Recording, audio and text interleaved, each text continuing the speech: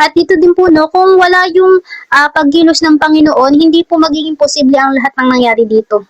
Di ba nga po, hindi susuportahan niya ng hari or kung ano pa man, di ba po, may spirit na nag-influence sa kanya at yun po yung spirito ng Panginoon, kaya po naging posible yun. Kaya nga po, di ba, walang imposible sa Panginoon. Lahat posible sa kanya.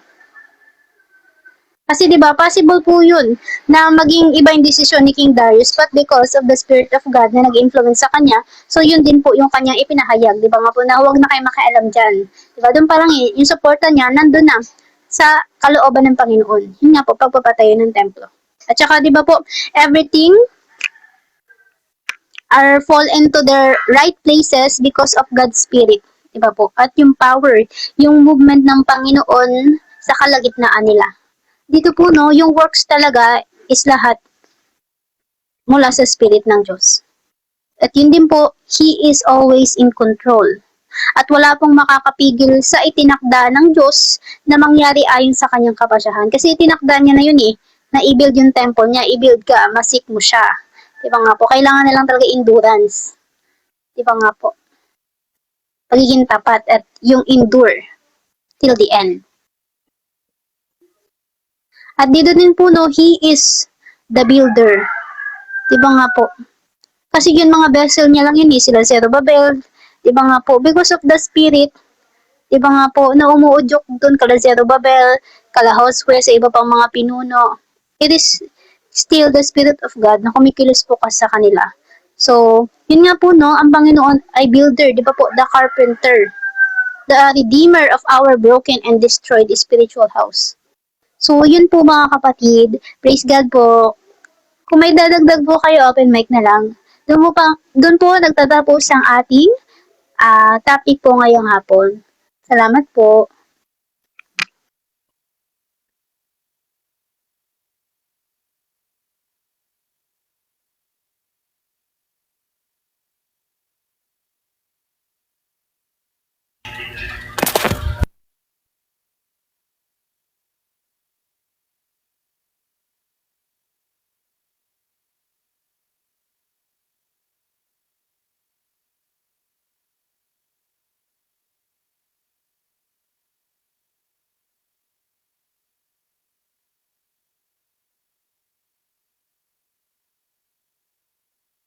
Sister Nika.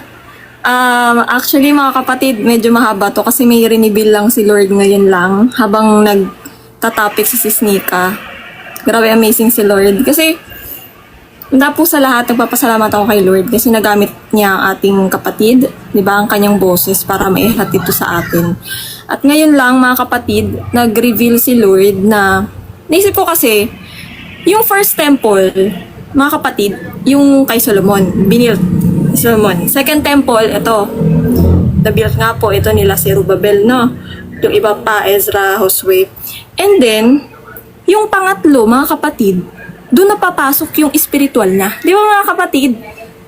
Na, etong dalawa, physical. Pero pagdating sa pangatlo, spiritual na. Tapos, sabi ko, Lord, paano yung yung vision ni Ezekiel? Diba this is a long time debate ng mga Christians na yun, magkakaroon pa yung sa vision kay, natatandaan nyo yun, sa Ezekiel 40 to 48 chapters, na may vision doon na pinakita ang Diyos tungkol sa a new temple. Etong mga taga-Israel, diba, ngayon, yay, tinatayo nila, diba, yan yung sinasabi nila na dyan daw uupo ang Antikristo, ganto ganyan. Pero, nung nagtatapik si Sis Nika, binasa ko yung Ezekiel.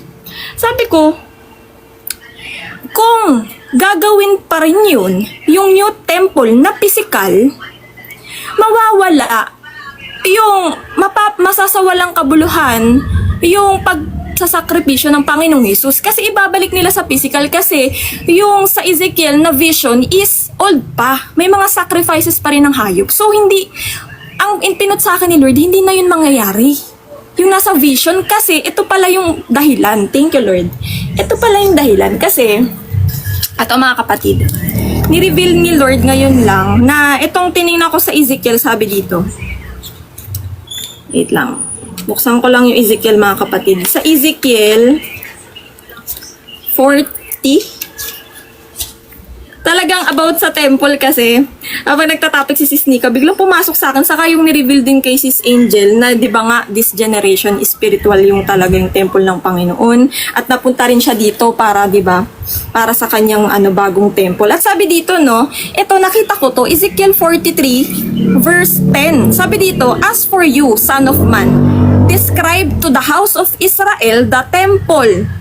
Itong pinakitang vision kay Ezekiel, sabihin niya daw sa mga taga-Israel that they may be ashamed of their iniquities para magsisi sila. So pinakita pala yun kay Israel, yung vision na yun, ay kay Ezekiel, yung vision na yun ng new temple na sana'y mangyayari kung sila ay nagsisi. Ayan no, for they may be ashamed of their iniquities and they shall measure the plan. And if they are ashamed of all that they have done, make known to them the design of the temple. So, ibig sabihin, kung sila'y lahat nagrepent, yung mga Israel na exiled na Israelites, na pinapatungkulan dito, kung lahat sila nagsisi, mangyayari yun ng napakalaking temple sa vision kay Ezekiel. Na pinag-compare ko, sabi ko, bakit kung ito yung second temple sa vision, hindi tumutugma yung sukat? Kasi nabanggit nga ni Sis Nika dito, di ba? Kanina, parang 27, sister, tama ba? 27 meters. Pero sa cubits, yung old measurement, cubits yan. Yes, cubits yan na meaning dito, nakalagay dito, 60 cubits. Ayan no, 60 cubits and bread 60 cubits. Ang cubits kasi ang alam ko dati, ang measurement dati, siko. Ito, from point finger to siko, yun yung cubits ang alam ko. Old, kasi yun yung measurement dati. Tapos, tinignan ko dito sa Ezekiel, vision ng temple kay Ezekiel, mas malaki siya, thousands. Hindi ako nagkakamali, mga nasa ano pa nga 25,000 or what, or basta 1,000 siya. So, mas malaki siya. So, hindi siya itong pangalawa. So, ibig sabihin pala, kasi mga kapatid, yung mga Israelites na na-exiled, nakita naman po natin sa pagsisimula ng pagtatapik ni Sis Nika ng Ezra, hindi lahat. Tama ba, Sis Nika? Hindi lahat bumalik eh. Mga remnant lang. Tama ba, Sis Nika? Ate, grupo-grupo lang siya, ate. Grupo-grupo, pero hindi lahat. Grupo-grupo, no? Parang hindi sila lahat Apo. bumalik, no? May mga natira doon. Ang alam ko, Hindi po, ate. Parang nanatili ate yung iba eh. Kasi dun Oo, sa Ezra yun. chapter 1, Kasi nagbigay naano na lang sila sila dun ng sa- mga kagamitan.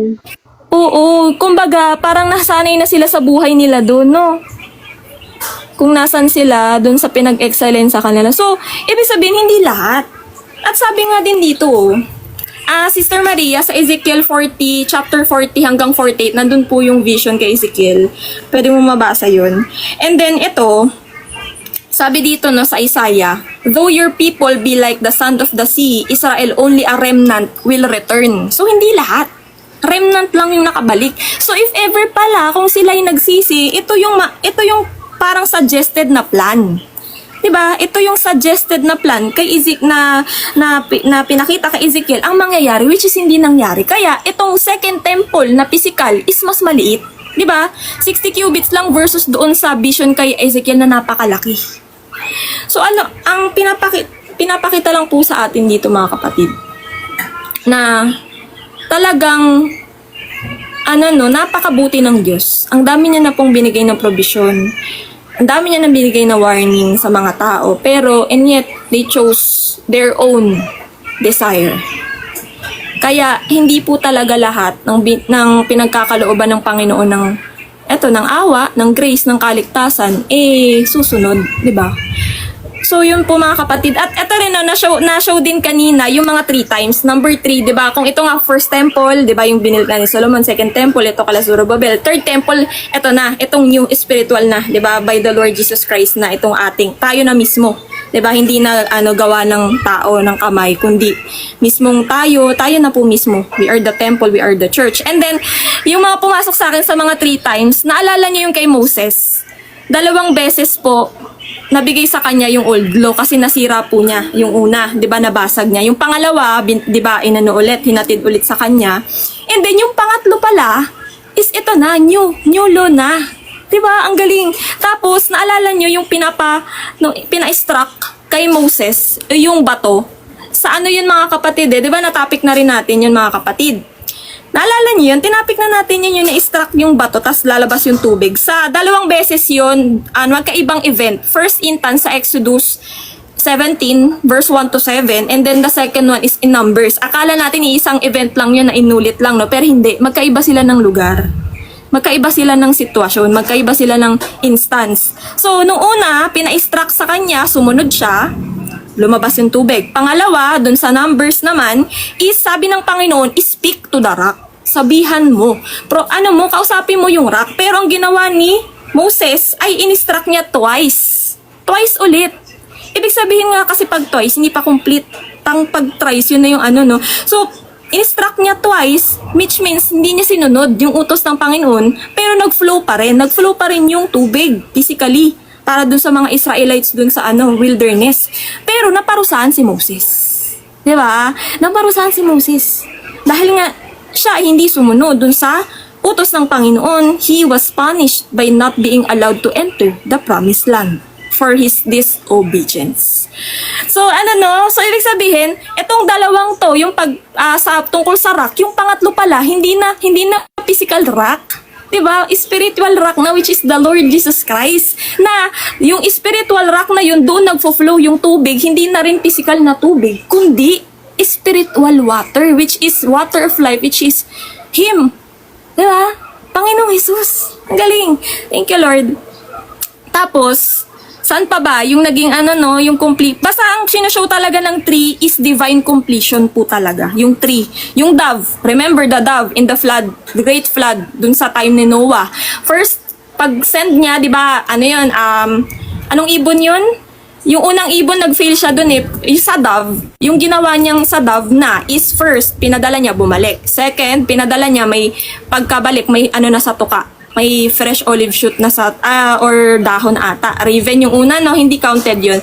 Yung sa dove na. Yung dove is first, bumalik. Second, bumalik, meron ng sa tuka niya, meron ng dahon. And then pangatlo, hindi na bumalik. So, doon na nalaman na nag-subside na yung tubig sa earth, mula doon sa great flood. So, 3 times din, no? Ang galing. Thank you, Lord. Maging sa third heaven, remember, sa 2 Corinthians chapter 12, na topic natin yung third heaven, di ba, na meron palang heaven, physical, at may highest of heavens, which is spiritual. Pang third din, di ba, mga kapatid? Kaya, thank you, Lord. And then, sorry na, hindi pa yan yung ito mga kapatid, no? So, balik tayo sa sa topic, Ezra 6 mga kapatid, na mula nga po sa chapter 5 mga kapatid, na kapag tayo nagpapatuloy sa walk natin sa Panginoon, sa ginagawa natin para sa Panginoon, ito nga po kung sinisimbolize dito sa Ezra is pagtatayo physical ng temple, ngayon sa atin is spiritual na. Tayo na po mismo yun. Diba? Talagang yung temple na ito, itong ating katawan, itong ating puso, na kailangan po mapabanal ng ating Panginoong Jesucristo sa pamamagitan ng kanyang salita, na siya din pong ginagawa din ng Holy Spirit sa atin, no? Lagi po tayong ginagabay ng Holy Spirit kasi siya po yan, isa lang po sila. 'Di ba? Siya ang Diyos na nasa atin, na siya po dapat nating ino-obey, sinasagmitan at sinusunod. Yan po yan. Kasi ang dala po niyan ay eternal life. And then sabi po dito, no, sa chapter 6 na topic ni Sis Nika, na ito ay continuation ng chapter 5. Mula sa chapter 5 po kasi, sumulat si Tatinay. Si Tatinay po is governor of the province beyond the river. He is under the supervision or under the authority of Persian government. So, may karapatan siya. Actually, may right siya, di ba? Tama yung sinabi ni Sis Nika, may right siyang mag-question kasi siya yung tagapangasiwa doon So, kung ano mang tinatayo doon sa lugar na yun, which is siya yung overseer or ng tagapangasiwa, kailangan niyang malaman para i-report niya sa hari. Then, naggumawa nga siya ng sulat, addressing ng hari na kung meron ba daw na decree or utos or authority itong mga to na magpatayo. So, tawag dito sa chapter 6, nag-reply na po si Haring Darius. Pero kung titingnan nga po natin, no, na tama din yung sinabi ni Sis Nika kanina, na kung ang representation nga po nito, no, tinatanong, ang daming tao.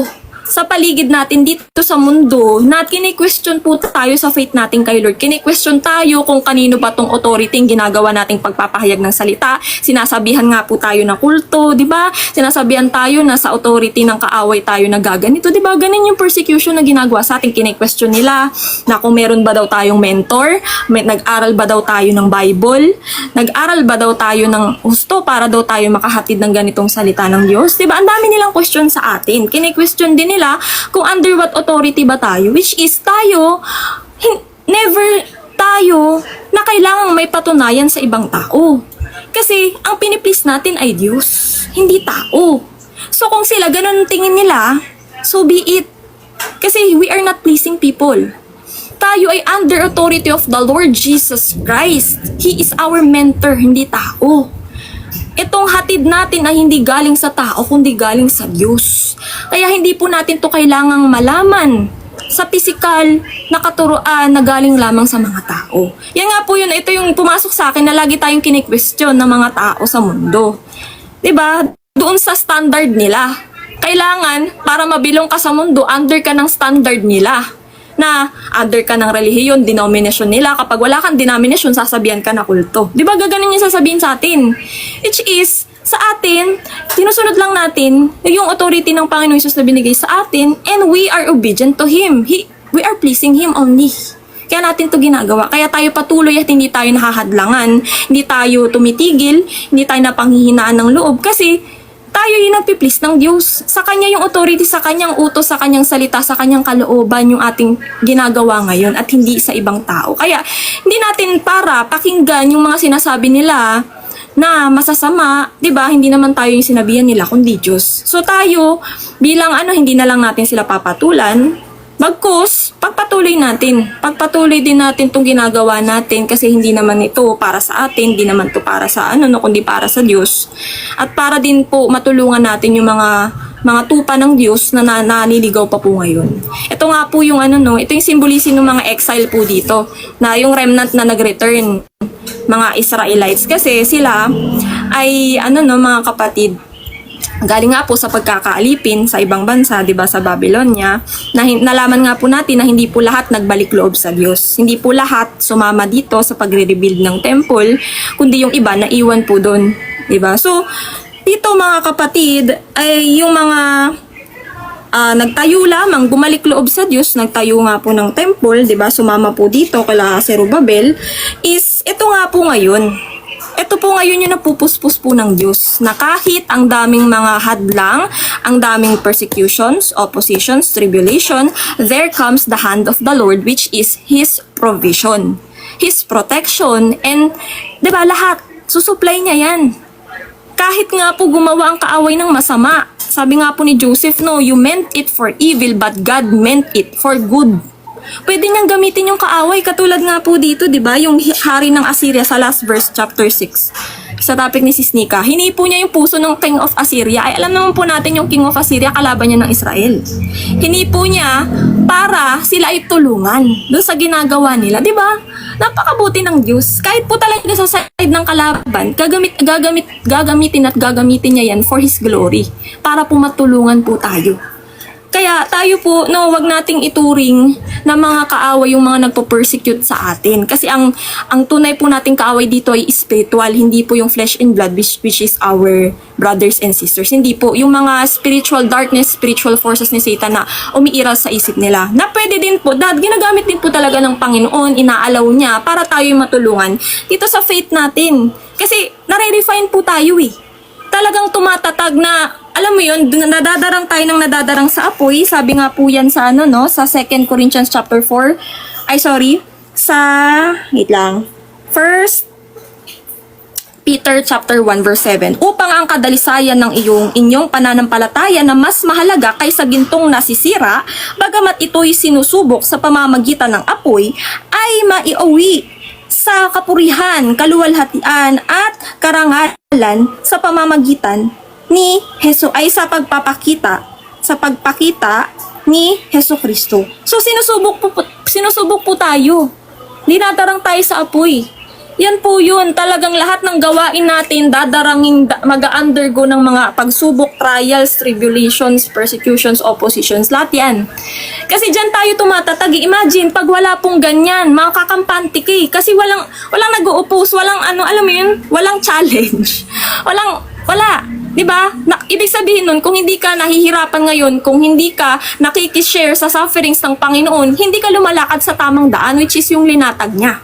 Siya ang naglatag. He is the way, the truth, and the life. Siya yung naglatag ng daan at He go through it mismo himself. Siya po mismo yung dumaan dun sa daan na dinaanan na linatag niya. Diba? Dinaanan niya yon para ipakita sa atin. Diba? Ito nga po Son of God na naging Son of Man in order for man to be Son of God. Dinemonstrate niya kung paano maging Son of God. Kung paano maging anak ng Diyos. Dinemonstrate mismo ng Panginoon. Kaya nga po siya nagkatawang tao. Pinakita po sa atin kung ano yung dapat nating gawin. Siya po yung pattern. He is the role model. He is, alam mo yun, siya yung leader na kailangan nating sundin na lahat ng ginawa niya, yun yung ating blueprint na susundin para garantisado na tapagtagumpayan niya na ito, mapapagtagumpayan din natin. Kailangan lang nating bagtasin, katulad ng ginawa niya. Diba? Diyos po ito. Nagkatawang tao, naranasan magutom, naranasan ma-stress, naranasan mapagod, naranasan mamatay. Diba? But He rose from the dead because He is not man. He is God Himself. So yun po yan mga kapatid. Ito po yung pinapakita ng Panginoon na hindi niya po tayo iiwanan. Na itong daan na ito na ating binabagtas ay mahirap, oo. Pero nandyan siya upang isupply ang lahat-lahat ng kailangan po natin. Na katulad nito, pinadala niya po si Hagay at si Karyas dito sa mga napapanghinaan ng loob dahil nga po napigilan sila dun sa chapter 4. Dito sa chapter, pinadala si Hagay, si Karaya, at lumakas yung loob nila, nagpatuloy ulit sila sa pagtatayo, which is dito nga sa chapter 6, ay nagpatuloy. Kasi nga po, ang sabi ni King Darius sa kanyang sulat, addressing Tatin, ay reply niya na huwag niyong pakialaman yan. Keep away. Huwag niyo silang pakialaman, huwag niyo silang gambalain, hayaan niyo sila na gumawa. Kasi may utos yan ng hari. Nagsisimbolize nga po sa hari dito is the Lord Jesus Christ. May authority, nasa kanya yung authority na sinusunod natin kung papaano at bakit natin tinatayo itong templo. Tayo mismo, kung bakit natin ito ginagawa.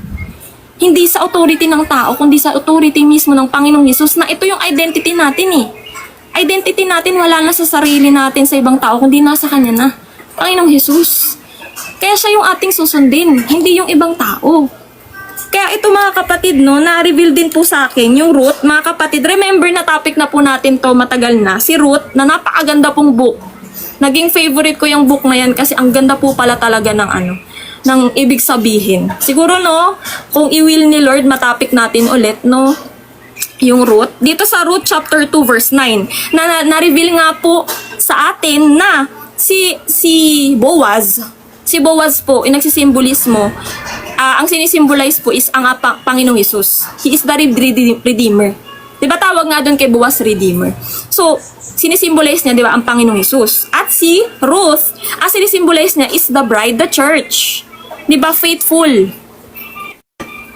So, naalala niyo po sa Ruth chapter 2 verse 9, sabi po ni Boaz, diba siya yung may-ari ng vineyard. Sabi niya doon sa mga tauhan niya, ito po, sabi niya dito, tignan mo. Sabi niya pala to kay Ruth, tignan mo kung saan nagaani ang mga tauhan ko. At sumunod ka sa mga utusan kong babae. Sinabihan ko na ang mga tauhan ko na huwag kang galawin. At kapag nauhaw ka, uminom ka lang sa mga tapayan na inigiba ng mga tauhan ko. Which means, sinabihan po ni Boaz yung mga tauhan niya. Yan si Ruth, huwag niyong gagalawin yan. Pinayagan ko yan na mamulot ng uhay dito sa vineyard ko para nga po sila may makain po anong pangalan nung asawa ni Abimelech? Si Naomi. Yun. Para po sila may kainin. Remember sa old law po, sa utos ng Diyos na pag sa vineyard, wag niyong isasagarin yung pag-aani. Magtira kayo ng mga uhay para dun sa mga walang makain at sa mga dayuhan na wala ding makain para may makain sila. Napakabuti ng Diyos, di ba? Kaya doon, si Ruth, namulot siya doon sa vineyard ni Boaz, na pinayagan siya. Nasabi nga, no, huwag niyong gambalain yan. At bukod pa doon, binigyan pa siya ng provision ni Boaz, 'di ba? Binibigyan pa siya ng ng pagkain, maiuwi niya kay Naomi para may makain sila. Pinagtrabaho siya. Kung ano yung kinakain ng mga tauhan, which is ang nagsisimbolize po doon, servants of God, yung vineyard po doon nagsimbolize kingdom of God. Kung ano ang kinakain ng isa, ay kakainin ng lahat, which is the spiritual bread, the word of God.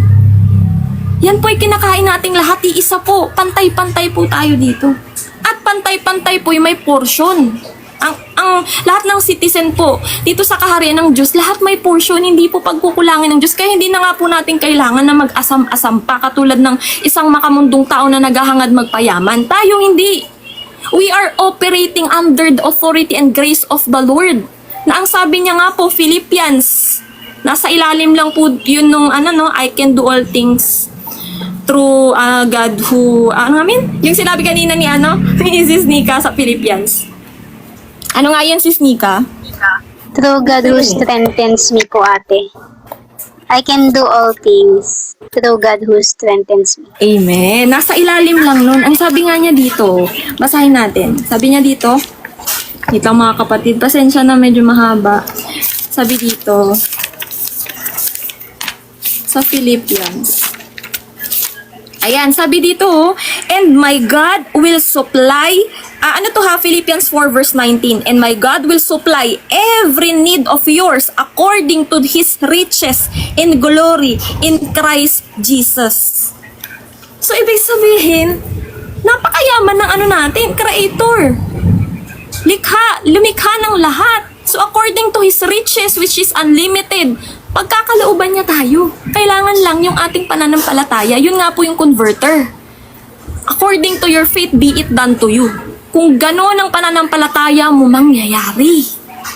So, talagang grabe no. Thank you Lord for the wonderful provision na pinadala niya nga po itong mga yung kanyang mga lingkod para palakasin ang loob. Tayo po, yung mga katulad nila Hagay at si Karaya dito na nagbabahagi ng salita ng Diyos, na yun nga nagpo-prophesy sila para mapalakas yung spiritual at pananampalataya po ng mga napanghihinaan. Ganon din po tayo. Ginagawa po natin ito hindi po sa ating mga sarili, hindi po sa kundi obedience sa Diyos na mapalakas po yung mga tupa, yung church maihanda po as holy, blameless, and righteous sa pagbabalik ng Panginoong Jesus.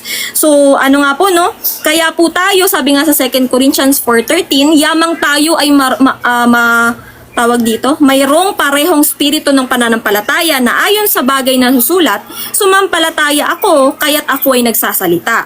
Kami rin ay sumasampalataya, kaya't kami ay nagsasalita. Yun po pala ay proof. Itong ginagawa natin na nagbabahagi tayo ng salita ng Diyos, ay proof na tayo yung may tunay na pananampalataya. Kaya yung mga hindi nagbabahagi ng salita ng Diyos, i-assess nyo kung tunay bang pananampalataya nyo.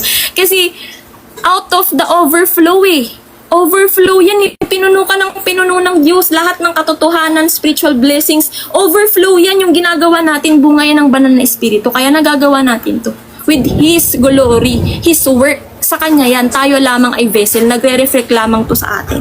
Kaya tayo nagsasalita dahil tayo ay may pananampalataya. Sabi nga ng Panginoon, yung Great Commission, baptize all nations in His name. Diba? Disciple all nation in the name of the Father, the Son, the Holy Spirit. One God in the mighty name of Lord Jesus Christ. Ibig sabihin na be a witness. Maging buhay kang patotoo tungkol sa magandang balita na ang Panginoong Hesus, ang kanyang banal na dugo, ay ang ating mga kapatawaran sa ating mga kasalanan. Which is meron na. May kapatawaran na. Lumapit at isik na ang kanyang kaharian, ang ating hari. Ang ating hari ng mga hari na hindi tayo pagkukulangin. Unahin mo lamang ang spiritual mo. Seek first the kingdom of God and His righteousness, and all these things shall be added to you. Yun po yun. At sabi nga po lastly, mga kapatid, dito nga, sabi ni King Darius doon sa mga kilatatinay, huwag niyong gambalain yan, hayaan nyo lang, may otoridad yan. Diba, sa pagre-rebuild nila ng temple. At sabi niya, bagkus, bigyan nyo pa sila ng compensation. Ang galing, Bigyan nyo pa sila ng compensation sa lahat ng hirap nilang pagtatayo, mga ginagastos nila dyan, bigyan nyo sila ng galing sa treasury ng diba, ng Persia. Bayaran nyo pa. Suportahan nyo pa. Di ba? Grabe yung Panginoon. Na yung may mga, halimbawa yung mga naghumahad lang sa atin, gagamitin niya pa para ma-bless tayo. Katulad nga yung kay Balaam, na inano siya ni Balak, no? Na hinire siya para nga i-curse yung Israel. Pero dahil sa glory ng Panginoon, sa provision ng Panginoon sa mga Israelites, imbis na i-curse, bless niya pa. Yung ito talaga yun eh. You meant it evil, but God meant it for good. Grabe, no? Ang galing. Saka sa hulit-huli, mga kapatid, ito na po. Pasensya na. Ito ay sa hulit-huli, naitayo na nga po ng husto yung temple at sila'y nagdiwang at sinelebrate na po nila. Naghandog na sila ng mga alay, handog para sa ating Panginoon, simbolismo ng kanilang pagsisisi at pagsamba nila sa Diyos. At yun po, no, nasa atin simbolism nun na dahil tayo ay binigyan ng libreng kaligtasan ng Diyos. In return, ito yun, binigay natin din yung buhay natin, di ba? We are the temple. Ang handog natin ay pagsamba, pagsunod, buong pananampalataya, paglakad sa righteousness, at holiness ng Panginoon. Kaya yan po yan. Kaya tayo yung masayang-masaya na nandito tayo sa kaharian ng Diyos. Kaya nga po natin ito nagagawa. Hindi dahil sa atin, kundi dahil din po sa Diyos na naririto po sa loob po natin nagdiduel. So, yun lamang po mga kapatid. Maraming salamat po, Lord. Thank you, Lord. Praise God sa buhay mga Ate Lynn. Ang ganda ng revelation natin about sa tree. Yun nga, na sa akin ate about sa temple. Baka sabi ko, ito na siguro yung tinutukoy na third temple. Pero yun nga, mas napaliwanag. Gawa nga ate yung nabanggit mo kanina yung sa Ezekiel. Nakaka-amaze naman Panginoon. Pati nga din sa bato, kasi sabi ko pag-ate, akala ko po, isa lang yun. Tapos nung nagtanong po ako sa inyo nila Ate Angel, ayun, mas magiging malinaw siya. Dalawa pala yun. Malinaw na. Yung bato na pinalo. Ang galing niya, Lord. Diba? Ang galing lang. Thank you, Lord. Praise God. Baka meron pa pong gustong magbahagi mga kapatid. Open mic lang po kayo.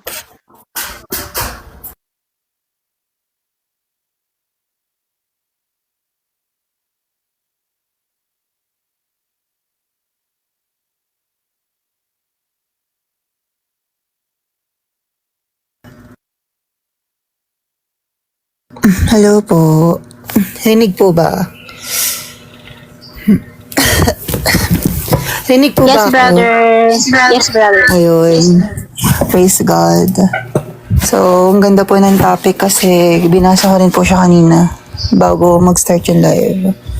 So, dito po sa akin, yung pumasok po sa akin dito, yung ni-reveal ni Lord, inano ko na lang po siya eh. Sinamarize ko na lang din kanina. So, ito po yung ni-reveal niya kanina sa akin. Basahin ko na lang po yung nasulat ko.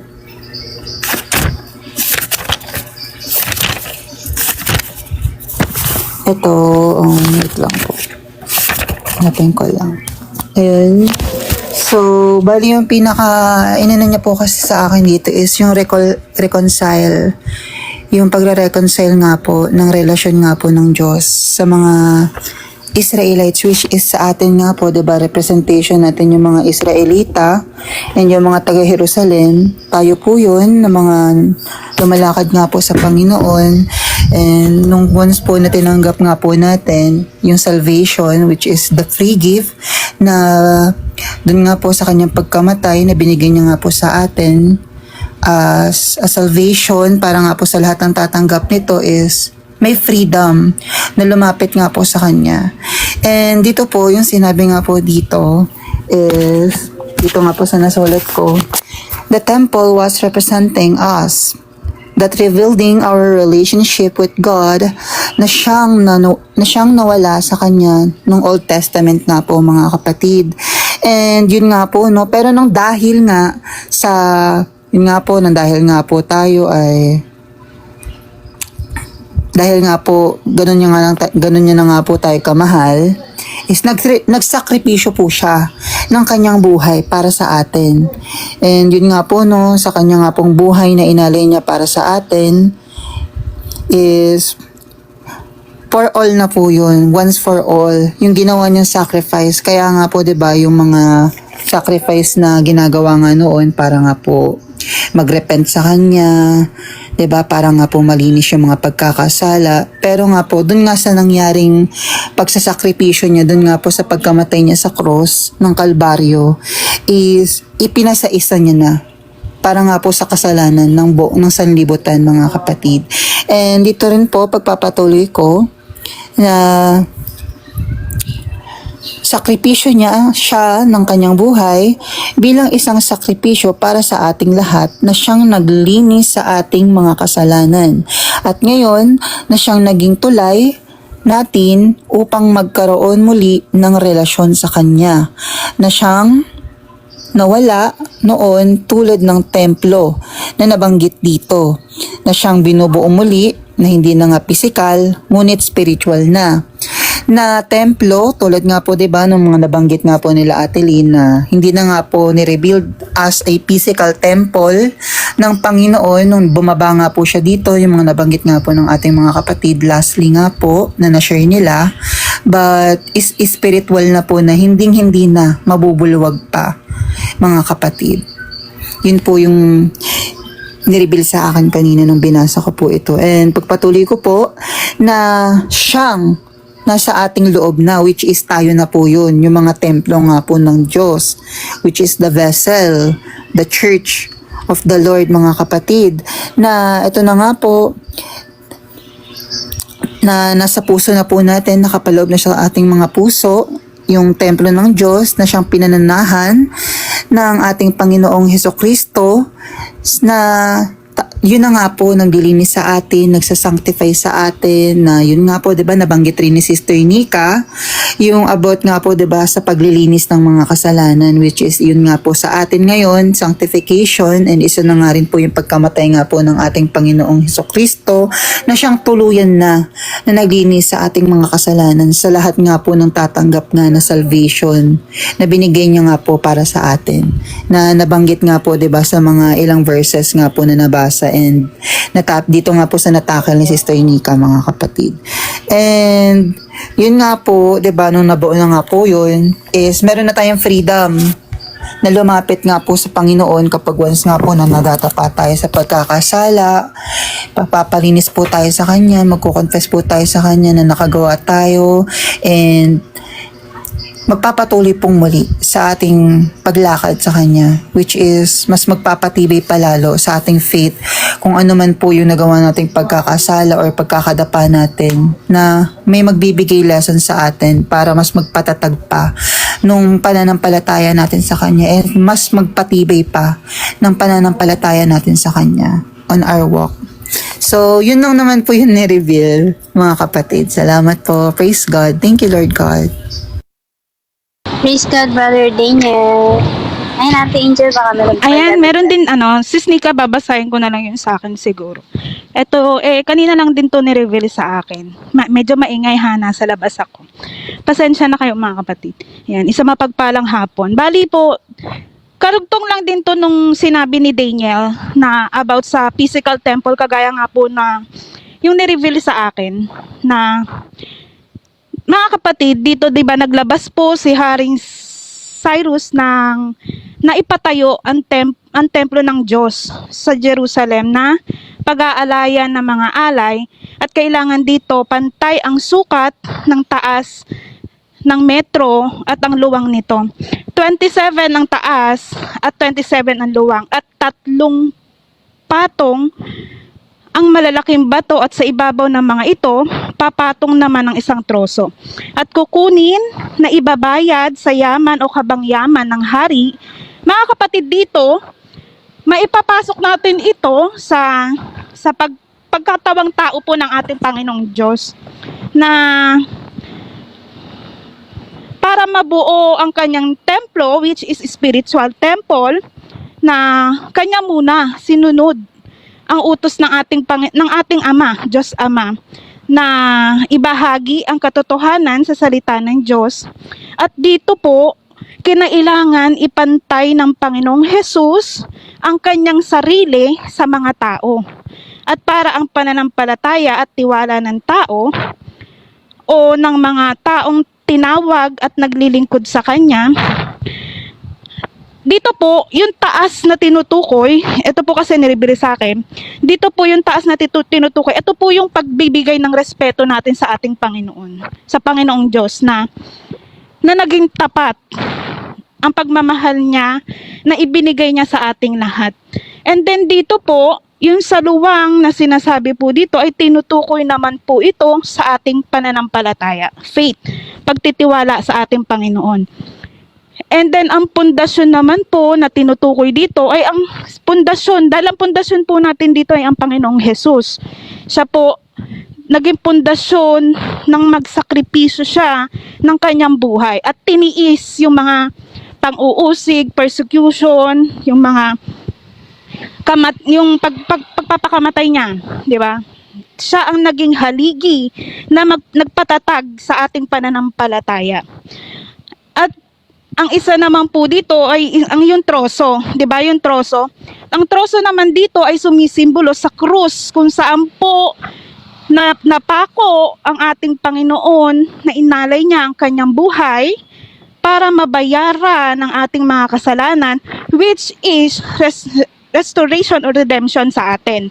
Dito ang tinutukoy naman po na kabangyaman o ginto o pilak ay sumisimbolo naman ito sa dugo, sa sakripisyo ng dugo ng ating Panginoon or the Lamb of God na ang ating Diyos, ang ating Panginoong Jesus, na higit pa sa ginto o pilak ang naging bayad upang maitayo ang spiritual temple ng ating Panginoon at ang kanyang sarili na ialay upang tayo matubos at maibalik sa pagmamahal ng ating Diyos.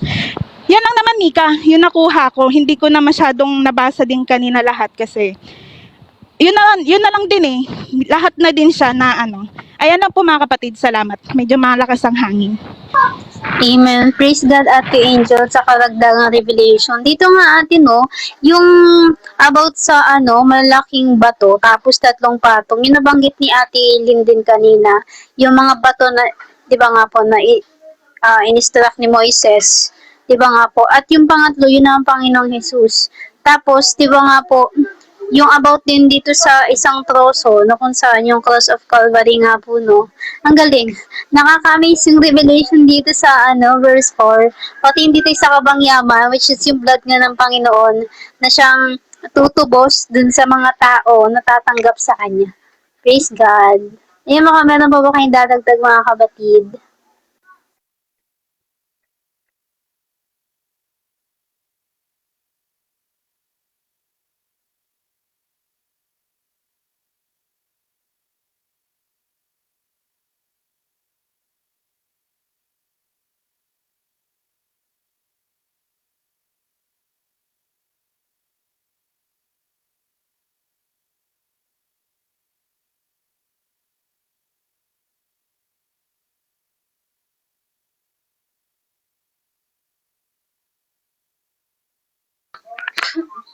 Ayan, wala na po ata mga kabatid. Diba? Yes, number 3 is divine completion, while 7 is divine fullness. Fullness, full measure, and completeness. Amen. Praise God. Ayan mga kapatid, wala na po ata kayo dadagdag. Mag-pray na po tayo para makapahinga na po ang lahat at baka meron pa po kayong gagawin. Sige po, ipikit na po natin ang ating mga mata at iyuko po ang ating mga ulo. Panginoong Hesus, Ama naming banal, Diyos namin na nasa langit, may gawa ng langit at lupa. Panginoon, maraming salamat po sa revelation na ibinigay niyo po sa bawat isa at alam po namin, Panginoon, na magbibigay ka pa po ng revelation patungkol po dito sa salita mo, Panginoon, na amin pong pinagsalusaluhan sa hapong pong ito. Panginoon, dinadalangin ko po na lahat po ng aming natutunan na aming na-reveal niyo po sa amin, ito po ay tanim niyo sa pinakamatabang bahagi ng aming puso nang sa gayon hindi po ito maalis, Panginoon, kundi manatili at madagdagan pa po, Panginoon, ng iba pa pong revelasyon patungkol po dito po sa aming nabasa sa Esra chapter 6 at ganoon din po sa mga kapatid ko na magtuturo po sa mga susunod pa pong araw. Kayo na po ang patuloy na gumamit sa kanilang mga bibig upang sa gayon, Panginoon, ang salita mo ay patuloy na maibahagi na may pakain, Panginoon, sa mga kaluluwa na nagugutom at makainom yung mga kaluluwa, Panginoon, na nauuhaw ang kanilang soul. Lord, maraming salamat po. I plead your blood upon our lives po sa lahat po ng narito. At ganun din, Panginoon, sa lahat po ng mga taong nagsisik sa inyo, dalangin po namin na matagpuan na po nila kayo, Lord God. At alam po namin, Lord God, na matatagpuan po kayo sapagkat yun po ay sinabi nyo sa inyong salita na kapag hinanap po namin kayo ay matatagpuan po namin kayo at magpapakilala po kayo sa amin. Dinadalangin ko po, Panginoon, at namin pong lahat na keep our fire burning, Lord, at panatilihin niyo po yung kasigasigan at yung kauhawan at yung kagutuman po sa pagbabasa po ng iyong salita. At ganoon din, Panginoon, yung mga kapatid namin na nangihina, kayo na po ang magpalakas, Panginoon. Yung mga kapatid namin na naguguluhan, kayo na po ang magbigay ng kapayapaan.